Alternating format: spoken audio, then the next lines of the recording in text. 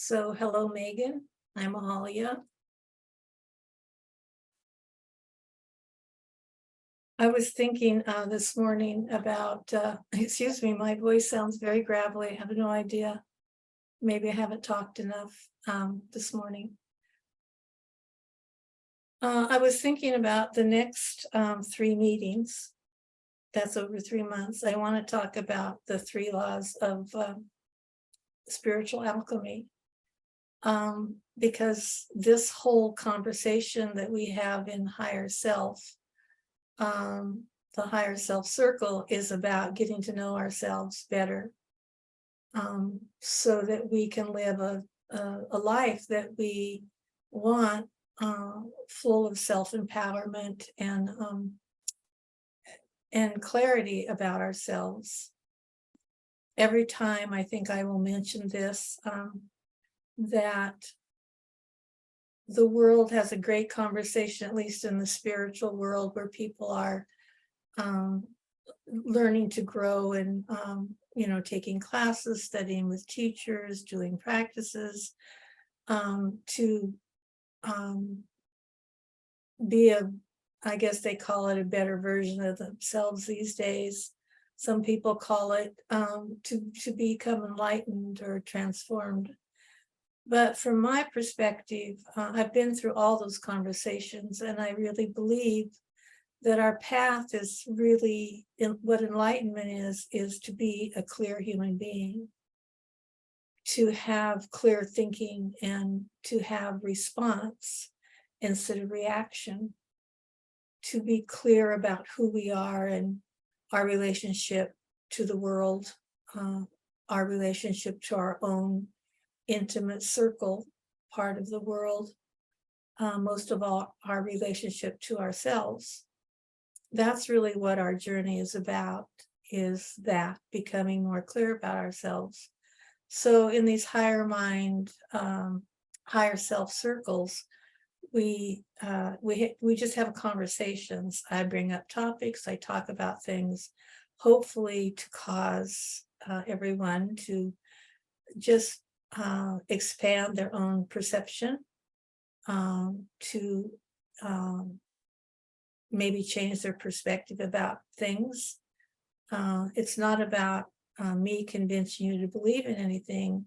It's me convincing you to learn to believe and love yourself and learn to get your wisdom from you. So today's, the number one law of spiritual alchemy is that when you change the way you're looking at something, that something that you're looking at changes. Now, probably everybody has heard that. Just change the way you're looking at something and things change. And it's not that's easy. It is simple. If you change the way you're looking at something, anything, that something does change. But a lot of people, when they move into that number one law of spiritual alchemy, think it's about, well, if I change the way I'm looking at something, this something is going to change and improve to be the way I want it to be. Or this person is going to change and be the way I want them to be. And when that person doesn't change to be the way that you want them to be, then you say, well, this is not correct. This law of spiritual alchemy is not correct. And it is correct. And it's a wonderful adventure to go on when you walk through your life and you consider some things that you don't care for, that you don't like, some behaviors from people that you don't like, some situation that you don't like, something. We all have things in our life that we would like to be different. And when we look at those things, if we remind ourselves, okay, this is the way I'm seeing it now. This is the way that I'm seeing this person now.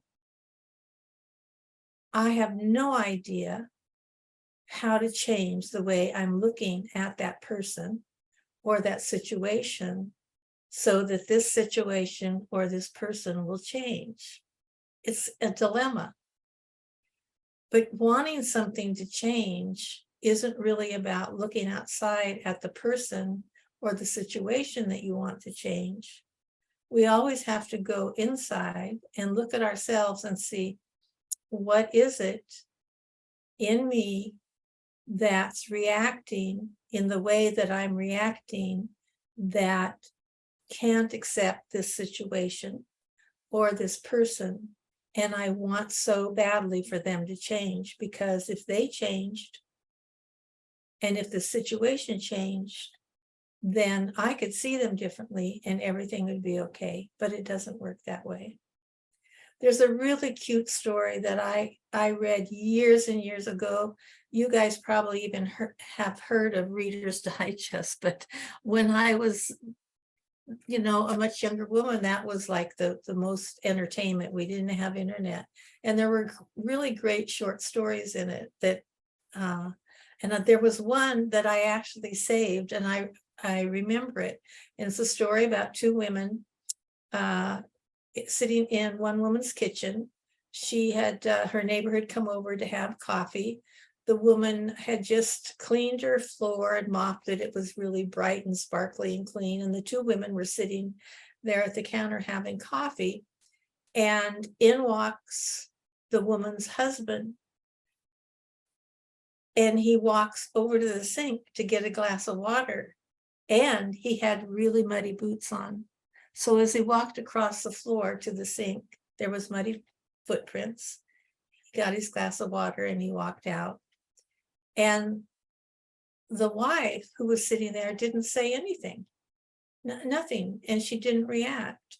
And her friend said, I can't believe, look at your floor and what he just did. Why aren't you upset? And the wife said, no, I'm not, because he came in with them. Now that's a cute story, I think, because we've all, or maybe you're the messy person, we've all lived with messy people, and sometimes that messiness isn't going to change, so we have to figure out if we're willing to deal with it. But that's looking at something about that woman changed. Now, of course, we can all go reasonable and say, well, nobody should do that, blah, blah, blah. But it's a good antidote. It's a good antidote. So what in your life, where is something in your life that you just wish this person would change? And if they would change, things would just be a lot better. Because we all have things like that. But we have to ask ourselves, well, we don't have to, but if we want that clarity that we're looking for to be a clear human being, if we want that, then so the way to approach it is to ask ourselves, what is it about me that gets triggered by this? Or what is it about me that doesn't like that thing that person does? What is it about me that has all this judgment about this person being this way, or this situation being this way? What is it about me? Because it's always about us. So when you think of your life and you think about a situation, if you can always go back and ask yourself, what's going on with me? What is it about me? Because we know that when we are happy with ourselves, when things are going well for ourselves, we see things in a certain way. But when we're troubled, or things aren't working for us, where we're challenged, we see things in a different way. So it's watching the way that you respond or react in a situation is a wonderful indicator to tell you if you need to do something about you, perhaps for you. Perhaps you're not keeping well enough care of yourself, and so there's resentment. It could be anything, but that's the number one law of spirituality. When you change, the way you're looking at something, that something that you're looking at changes. Can anybody think of something like that, or do you have any comments or questions or anything about this? I'd love to hear from you. Oh, Nalini, yeah. Oh, wait a minute, Megan's talking. But you're on mute, I think, Megan. Oh, sorry. Could you hear me now? Yeah, we can hear you, but we lost you. Yes, go ahead. I'm not, okay, here we go. There we go. I've been out of work for like 2 years now, and I got laid off due to the pandemic, and I've been trying to find a job. It's very difficult when I do the online, like, you have a million job site things online, and anything I apply for, I could be a semi good fit, but I think a lot of it, I'm not even sure if the applications are getting to human hands to see it, so I'm not even getting towards the interview process, but I've been sending applications, sending resumes. Again, I don't know if they're even getting anywhere. And I'm starting to get really disturbed about this. And I'm just like, oh my God.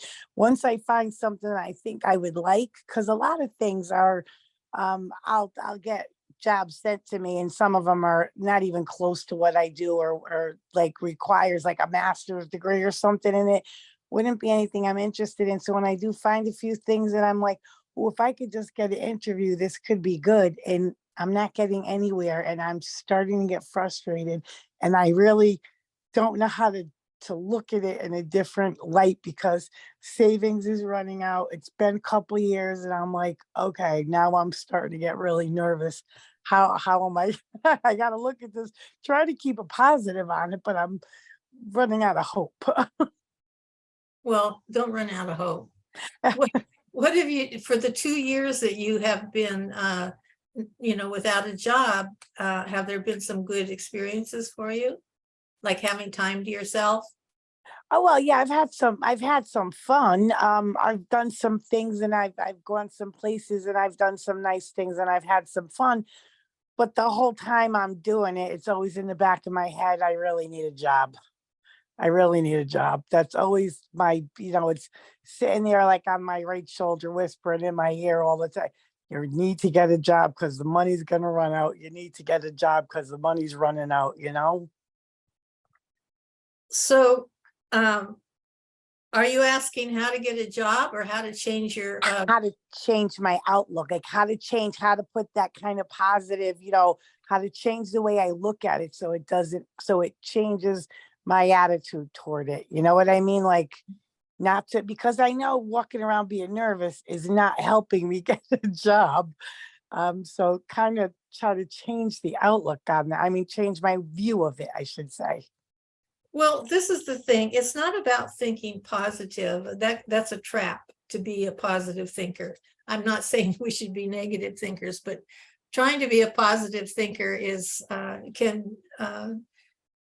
there's a whole conversation about that. So it isn't about that. It's about you're looking at the facts, and the facts are that you've been able to do this 2 years, but now it's getting so you're not going to be able to afford to do that. So you need to change the situation, right? Correct. Right. Okay. So it's about learning how to focus on getting the job that you want and it takes practice instead of, jumping into beating yourself up, because I think that's what you're doing. Yeah. And that never works. I think you've been on some kind of adventure that you needed to go on, and it's been a great experience, and just label it as that. Now it's time to look for something, but not because you need it and you're worried, just because now it's the next part of your adventure, and the next part of your adventure is to get a job that works for you. That's just it. Oh, I like that. That seems to, I mean, I can look at it that way. That seems simple enough that I could think like that. I could use those words. Well, yeah, because when we say, I need to get a job. I need to get a job. What do we see? We see the money budget going down, down, down, down, but it isn't really about that, Megan. I think you had a good experience doing what you just did for the 2 years. Now it's time to do something different. It's a new adventure. Now you look for something that you want to do. You're going to get a job before the money runs out. I can tell you that. Oh, thank you. But I like that. It's the next adventure. I like that step, just hearing you say that, and I'm thinking it sounds so good. I'm like, I could look at it that way. That feels right to me, to look at it this way. It feels good. I think I'm going to adopt that theory. I mean, I'm going to adopt those words, and I like it. Thank you so much. That makes a huge difference. I feel so much better just hearing Good. that. Good luck, Megan. You don't need luck, but yeah. Yeah, thank Happy new you so adventure. much. I Thank love you. that. Thank you. Thank you so much. Anyone else? Oh, Nalini, you had your hand up. I was just thinking, like, when it comes to people, and like, I just went through this NLP course, and it says that there's a presupposition that people are not their behaviors. But if somebody has a behavior that is really like a wall for me, where like it keeps happening over and over again, I try to change my perspective about it. I try to talk to them about it. I know that I can't change other people, but I get to this point where I'm like, all right, this has happened enough times. I'm not successful in changing my perspective on it. They're not going to change. So then I get to this point where I'm like, I'd like to just cut them out. Like, I'd like to finish this relationship. And sometimes you can do that, and sometimes it's not as easy to do that. But if I look at it, it's just another way of wanting things to be different. Like, I wish this relationship didn't exist anymore because it is causing me this suffering or whatever. And so I kind of like get into this wall about it when I find that I'm not being successful in changing my perspective.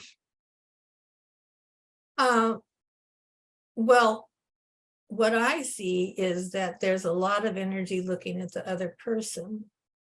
And when you're looking at the other person, you're looking the wrong way, always. Now, that doesn't mean, this can be a slippery slope. So, that doesn't mean that all behaviors that you experience from other people are correct. It really has nothing to do with their behavior. Your life, whether it's suffering or joy, has to do with what it is that triggers you, that causes you this response. It's a reaction, not a response, that I want this person to change. So it's always back to, what is it about me? What is it about me? And originally, when you start doing this, what is it about me that is upset about this? What is it about me that's reacting to this? What is it about me that this thing just brings up everything? What is it about me? It's always about us. It's always about us, because somebody else experiences that person very differently. So it's really not that person, because that person's behavior doesn't bother everybody that way. It may bother a few, but it doesn't bother other people don't even notice it, or other people might even think it's great. So it's always going back to say, what is it about me that is so demanding that this changes, this person changes, this relationship changes? What is it about me? And then what? And then what? Yeah, I mean, like, I have a specific thing in mind, and I can see that other people don't have the same reaction. Like, I was just on vacation and I watched it happen, where I had this high reaction, But the other people around me was like, I don't get why you're having this high reaction. Like, it's not that big of a deal. So I can see that happening. And if I sit with it and I ask, what is it about me? You know, I have a lot of things that come up, and I can be like, here's all the history that made it this way. Here's like, you Yeah, know, that's, yes, that's the mind stuff.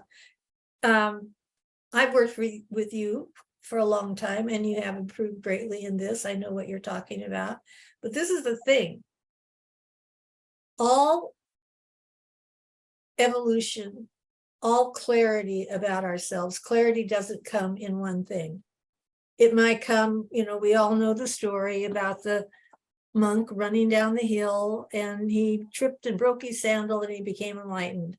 But that's because he'd done, we don't know how much time preparing for that moment.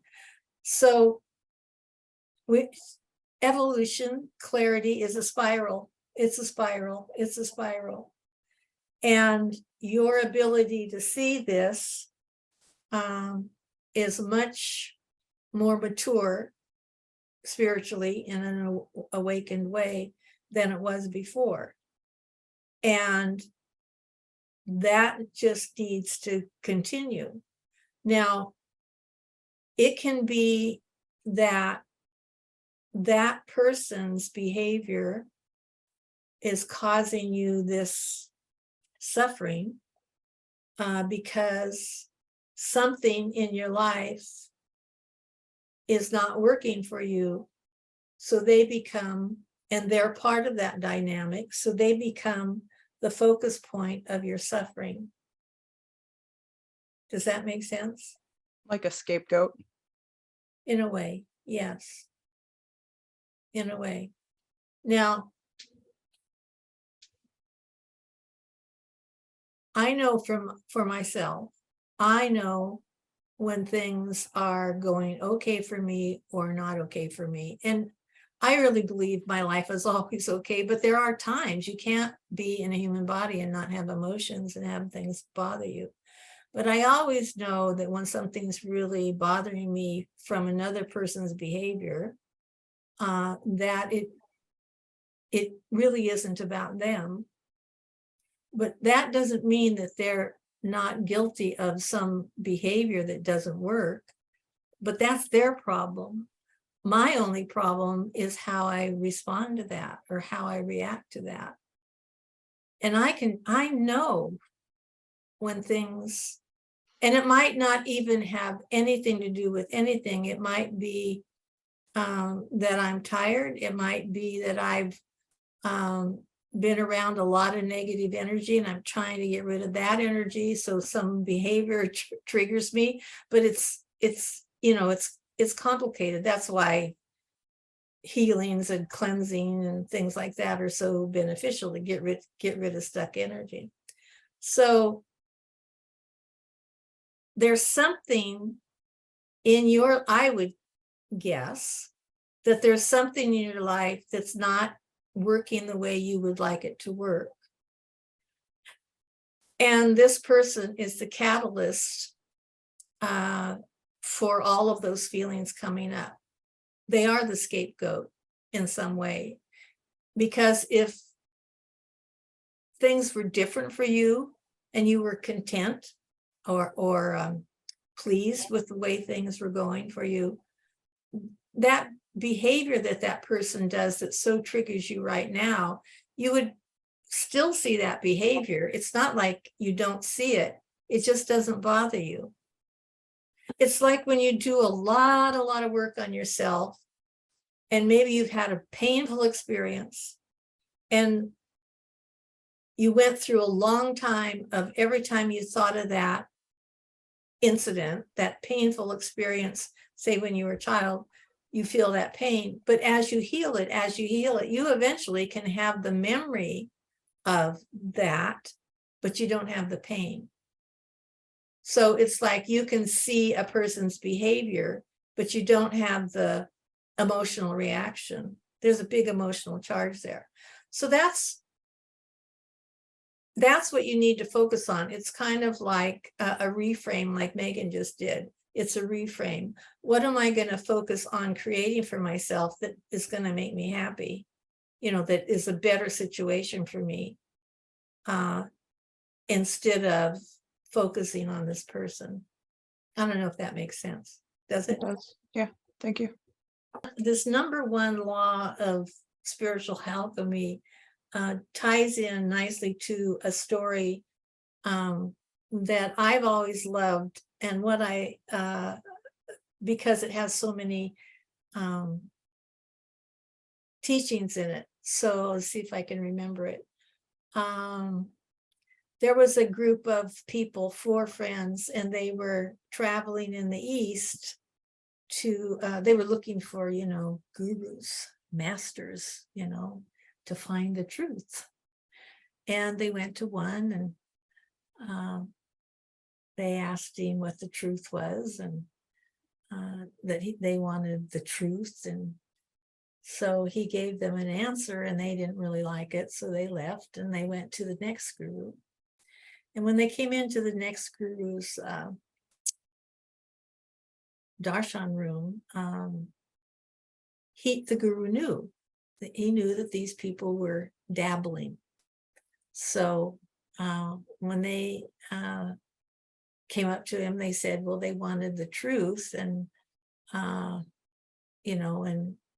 he told them something like, maybe not, if you stick around and do some work, and we can talk about it. But they were disillusioned. So the 3 of them left, but one young man stayed, and he said to the guru, I really do want the truth. I want the truth. I want the experience of it. And the guru said, well, I could teach you that and work with you, but I couldn't do it until you have done seva for 12 years. And for some reason, the young man thought about it, and he wanted the truth so bad, he decided that he was going to do seva for 12 years. He said, what kind of seva would I do? And the guru said, well, I don't know. We have to call the seva manager in and ask them what jobs are. Seva manager came in and said, well, the ashram is really full of Sevites. Everybody's got a job. The only job left is shoveling out the cow sheds. Well, the young man, for some reason, accepted that he was going to shovel out these cow sheds for 12 years in order to get the truth. So that's what he did for 12 years. He did seva. He lived in the ashram. He did seva, and he shoveled cow manure. He just shoveled the sheds. At the end of 12 years, he came to the guru and he said, okay, it's the end of 12 years. Now, would you please give me the truth? And the guru said, yes. Honor yourself, respect yourself, love yourself, for God dwells within you as you. And the young man said, but that's what the last guru said. And the guru said, well, yes, the truth doesn't change in 12 years. And the young man had an awakening over that.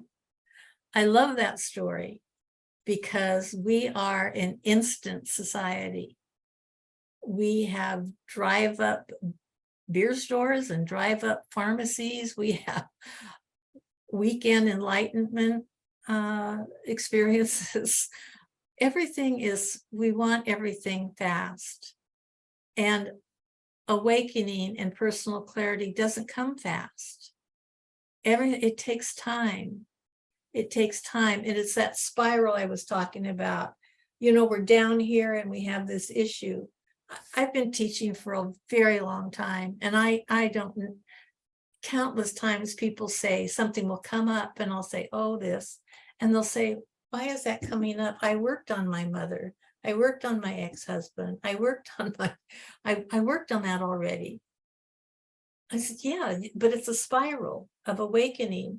And now you get to work on it at a higher level, because everything takes time. It just takes time.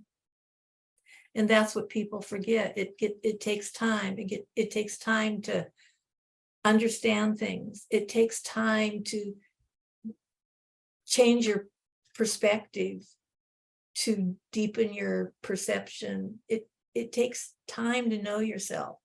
It takes time to understand yourself. You know, before long, I'm going to be 79.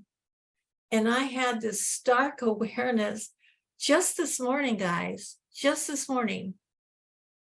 An old person like me, I had this stark awareness about something, about my own clarity that was absolutely amazing to me.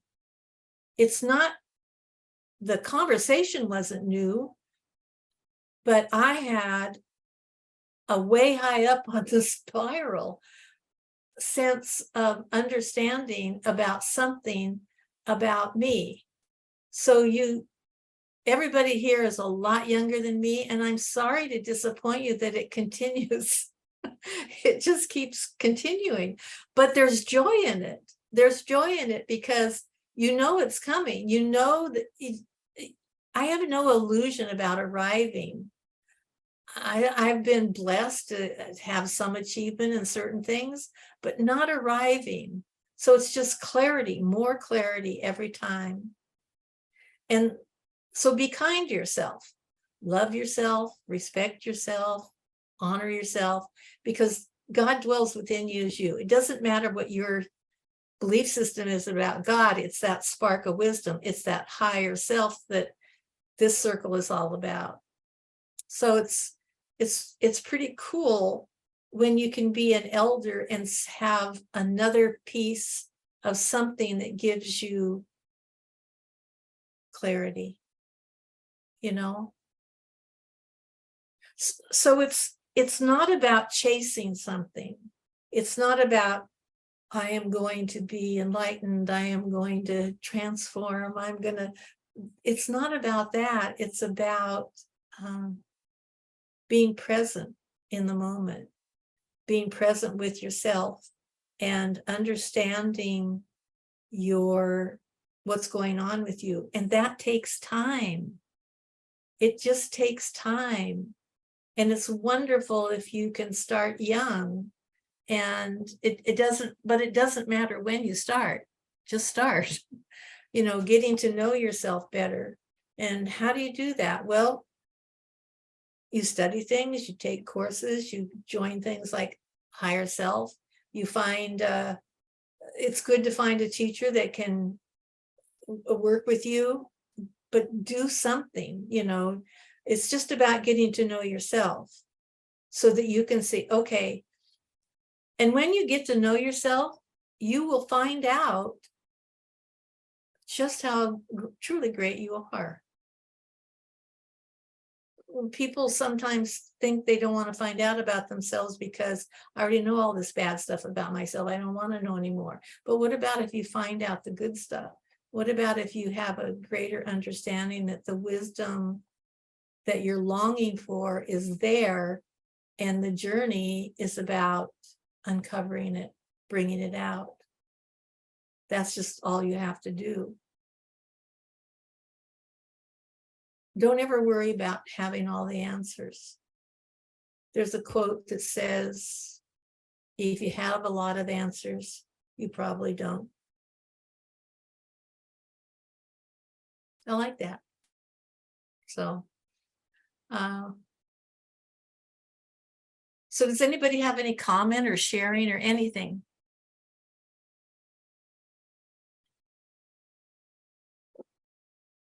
Yes. That last thing you just said, if you have a lot of answers, you probably don't. Mm-hmm. I always have answers that like pop up. And so sometimes I can be like, okay, well, that's probably not the only answer. Like, that's just an answer.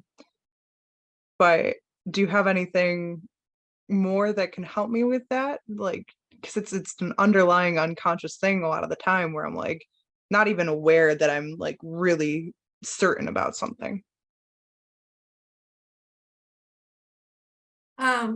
Well, a way to start on that is, do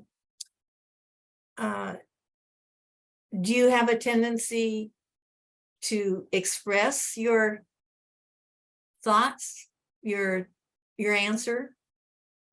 Okay.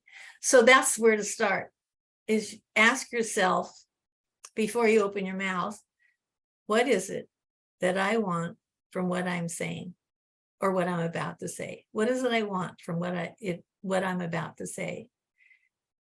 That will stop you in your tracks. When somebody says something,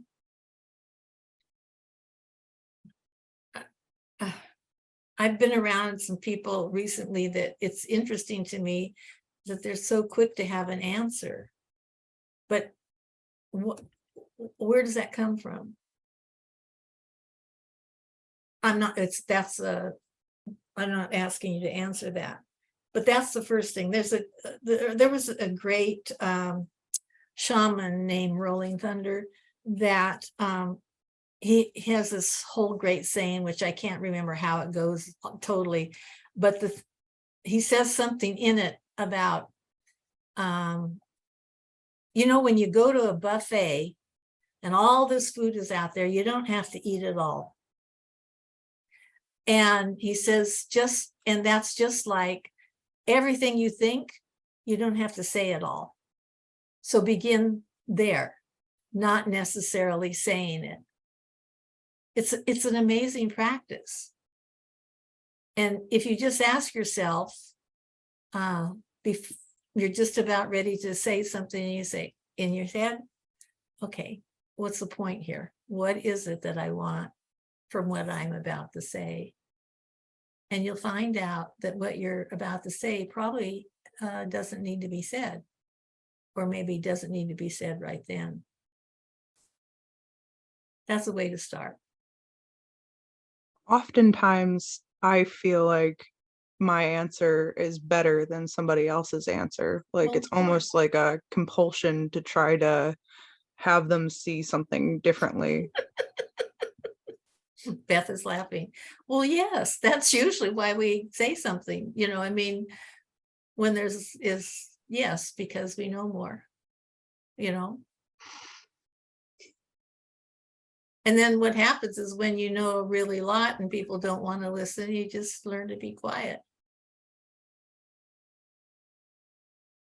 But what if they could listen? What if you could change what's going on for them? Give them this I would better go way. back to that number one spiritual law of alchemy. It's habitual.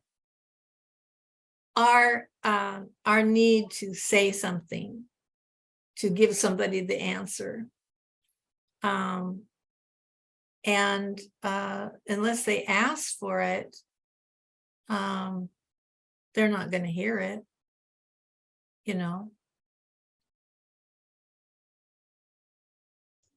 Okay. It's interesting, huh? Thank you. You're welcome. So I just want to do something before we end. I always give a tool of some kind. But that the story about the truth doesn't change in 12 years. I suspect that most of you on this call have learned tools, have learned things, and don't necessarily use them. So, because that's the nature of being human, and we are living in a time of it's the information age. So where in ancient times, if you wanted to go to a mystery school, my gosh, you had to find one, first of all, because they were secret. And then you had to qualify. And it was really demanding to be in it. And that's where you got the great truths. Now you just go on the internet. Everything is there. It's not all of it is accurate, but everything is there. You can get everything. And so I hear that from people a lot. You can get everything, but nothing worthwhile happens right away. And it's just so important. If I was gonna tell you to do one thing that would serve you the most, that's the easiest to do, or it's simple and it's also easy, is to watch your breath. And if every day, most people don't want to get into meditation. It's a small percentage of people that want to get into meditation. And listening to recordings that relax you and stuff, that's not meditation, that's different. But most people don't want to do that. And I think it has to do with the energy of our times, and the need to do everything really quickly, that people don't want to sit for meditation. But if you could sit each day, just even if it was just 5 minutes to start with, and just watch your breath. If you just watch your breath, you realize that that is a quiet that can move into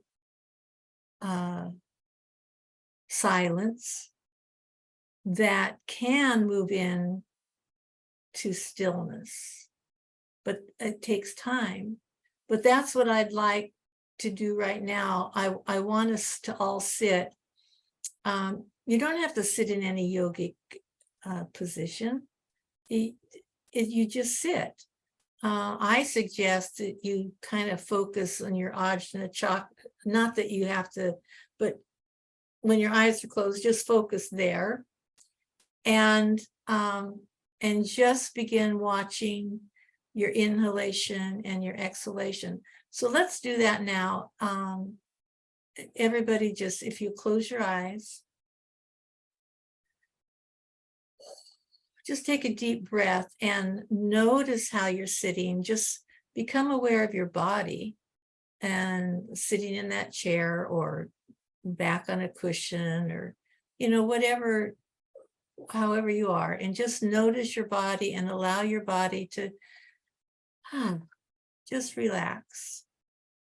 And then just begin watching your inhalation and your exhalation. You don't have to breathe in a certain way. Just watch your inhalation and your exhalation. That's all. And every time a thought comes up, which it will, just go back to your breath and remember your breath. Just quietly, inhaling, exhaling at your own speed. And just notice that there's when you do this, when you sit and you just watch your breath, you notice that there's kind of a channel that goes down the center of you that just makes you feel grounded. You don't know what that's about, but you can feel it. There's just something there that just, it's being present. Oh, what am I going to fix for dinner? Never mind, just watch your breath. Yeah. Just watch your breath. Just gently inhale and exhale at your own speed, paying attention to your breath. You're just spending time with yourself. Just watching your inhalation and your exhalation. It's so nice to just spend time with myself. I don't have to do anything right now. I'm just spending time with myself.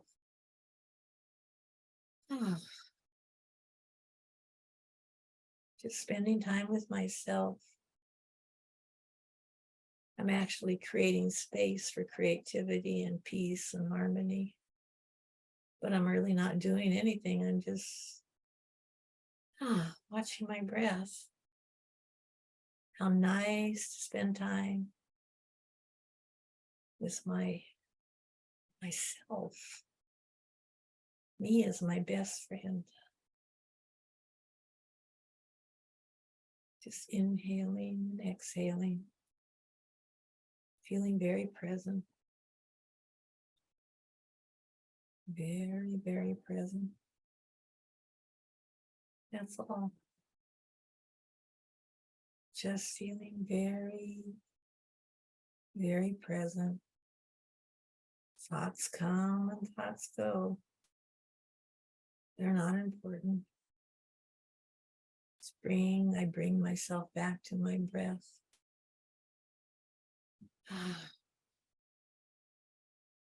Feels so good to just spend time with me.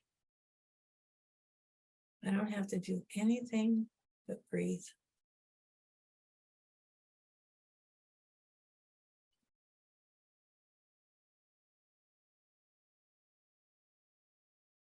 Just breathe.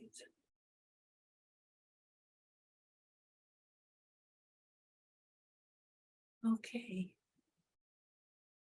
Please take your time.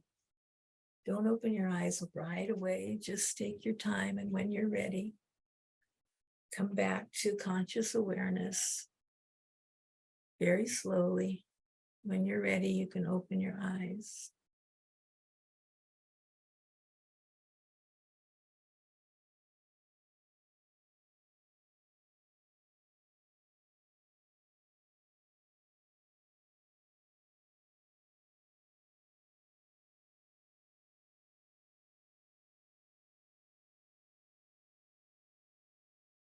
How was that?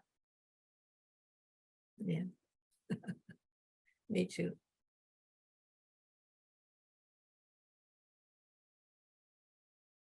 You know, when you do that, you just could do it for 5 minutes. It doesn't have to be a marathon. But what'll happen for you is you'll get your whole system will long for that, even when it's just a few minutes. It doesn't matter the thoughts, because the thoughts are going to be there. It's just learning not to pay attention to them. And at first, it's just having the experience to just be with yourself, just be quiet. You don't have to save the world. You don't have to create your future today. You just be quiet.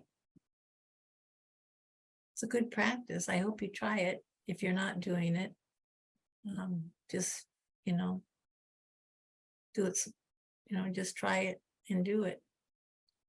And see what happens for you when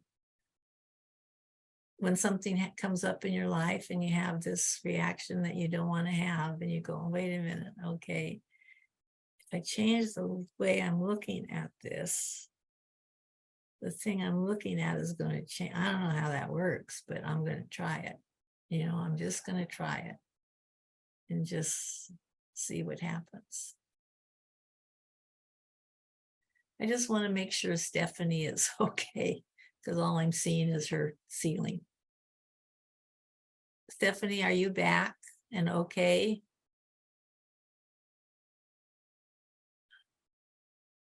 Oh, I guess she is. She's the one that had the dog, right? Maybe she had to do something with her dog. Okay, well, I'm telling you guys, it's wonderful to spend time with you. I hope that this was useful, and I hope you enjoyed it as much as I did. And I think Nalini has something to share with you. And I just am so grateful for spending the time with you. Thank you. Thank you. Thank you. I hope I see you all next month. Well, thank you very much. This was wonderful. Well, it's good. It's all good, right? Okay. Yeah, this is great. I'll leave you to Nalini. Thank you, everybody. I love you. Thank you. Thank you, Ahalya, or I call her Guru Devi. She's my spiritual teacher, so that is first nature for me. But yeah, that was really wonderful. I just wanted to talk to everybody about these two programs that we do. We do the Higher Self Circle, which is what we did today, the last Sunday of every month. And we also do the Shamanic Healing Clinic every month on the second Tuesday night of the month. The Shamanic Healing Clinic is a healing modality through shamanism. It's an energy healing that we offer. They're about 20-minute sessions, and we do what's called extraction healing, which is one facet in shamanic healing, which basically removes any kind of energy that is not needed by your field. So the second Tuesday of each month, we hold that clinic. I'm going to put the website up here in the chat box. That's our website where you can sign up for the Shamanic Healing Clinic or for the Higher Self Circle each month. And I guess, does anybody have any questions or anything they want to say about either of those? No? You had a question about the time. Can you what time is it on Tuesdays? Tuesdays, we have sessions at 6:30 or 7:15 or 8 o'clock. So there are different time slots, and you can register for whatever slot works for you on that night. I know you've said that you have a class on Tuesdays, but but maybe early, because now my class starts at 8:30, and I've been thinking about this a lot, and you just provided me that I could go and do it earlier. So thank you. Perfect. All right. Thanks, Beth. All right, everybody. Thank you so much for joining today. I had a really nice experience, and I think you guys did too. We'd love to see you next month at the Higher Self Circle and the clinic too. So Thank you. Thank you, Nalini. Yeah, your insight helps, because like what you say, I think then everybody learns from the group. It's fantastic. So thank you for that. Thank you. Because I was right there with you. I was like, oh, I got to answer for everything, and then I'm like, Well, thanks so much. You're the best. I hope you have a great day. You too. Bye. All right, bye-bye.